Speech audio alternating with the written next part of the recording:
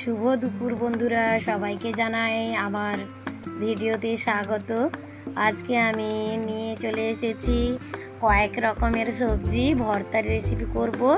তাই আমি দেখতে পাচ্ছেন সবজি 3 রকমের নিয়েছি, করলা, ঢেঁড়স ও কাঁচকলা।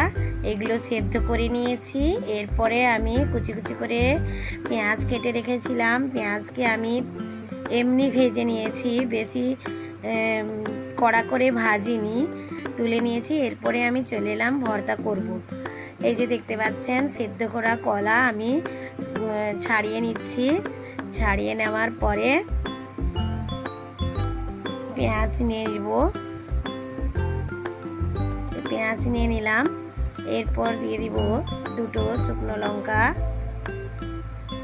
ভেজে রেখেছি শুকনো লঙ্কাও দিয়ে লবণ, পরিমাণ মতো লবণ দিয়ে ভালোভাবে হাতের সাহায্যে দলে দলে আমি এই পেঁয়াজটাকে ভালোভাবে ভর্তা করে নেব। আগে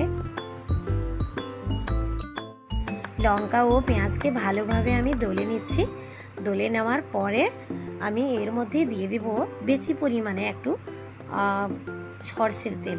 সরষের তেল দেওয়ার পরে আমি এই যে সেদ্ধ করা কলাগুলো ভালোভাবে ভেঙে নেব এর মধ্যে। এরপরেও আমি ম্যাশারের সাহায্যে যেগুলো দলা পাকানো ছিল সেইগুলোকে ভালোভাবে দলে নেব। এরপর হাতের সাহায্যে ভালো করে মেখে নেব। ম্যাশারের সাহায্যে ভাঙার পরে আমি আবারও হাত দিয়ে ভালোভাবে মেখে নেব। এরপরেও আমি দিয়ে দিব আরও একটু কাঁচা সর্ষের তেল দিয়ে মেখে নিচ্ছি। মেখে নেওয়ার পরে আমি ভাজা জিরে গুঁড়ো করে রেখেছি, এই ভাজা জিরে এর মধ্যে সামান্য দিয়ে দিব। দিয়ে আবারও ভালোভাবে একটু মেখে নেব। দেখুন বন্ধুরা, কাঁচকলার ভর্তা রেডি হয়ে গেল। এরপরে করব ঢেঁড়সের ভর্তা। তাই আমি নিয়ে নিলাম সেই একইভাবে পেঁয়াজ কুচি নিয়ে নিলাম, 2-3টা মতো শুকনো লঙ্কা ভেজে রেখেছিলাম নিয়ে নিলাম, পরিমাণ মতো লবণ নিয়ে নিলাম। এরপর ভালোভাবে হাতের সাহায্যে সেইভাবে দলে দলে আমি লাল লাল করে এই পেঁয়াজের ভর্তাটা আগে রেডি করে নেব। পেঁয়াজ লঙ্কা দলা হয়ে গেল। এর মধ্যে দিয়ে দিলাম কাঁচা সর্ষের তেল, একটু বেশি পরিমাণে দেব। যে কোনো ভর্তায় কাঁচা তেল দিলে দারুণ লাগে, তাই আমি কাঁচা সর্ষের তেল দিয়ে ভালোভাবে আবারও মেখে নেব। এরপরে দিয়ে দিলাম সেদ্ধ করা ঢেঁড়স, দিয়ে ভালোভাবে আরেকবার এগুলোকে মেখে নিচ্ছি। ঢেঁড়স ভর্তাও রেডি হয়ে গেল। এরপরে আমি করব করলার ভর্তা। করলাকে শিলে বেটেও ভর্তা করা যায়, তাতে চিনেবাদাম বা কাজু বাদাম দিয়ে ভালোভাবে বেটে নিলে দারুণ লাগে খেতে। তো আমি আজকে করব হাতের সাহায্যে দলে এর ভর্তা। এই যে সেম এর আগে যেভাবে ভর্তাগুলো করলাম সেইভাবে একইভাবে পেঁয়াজ কুচি, লঙ্কা, পরিমাণ মতো লবণ দিয়ে ভালোভাবে দলে নেব।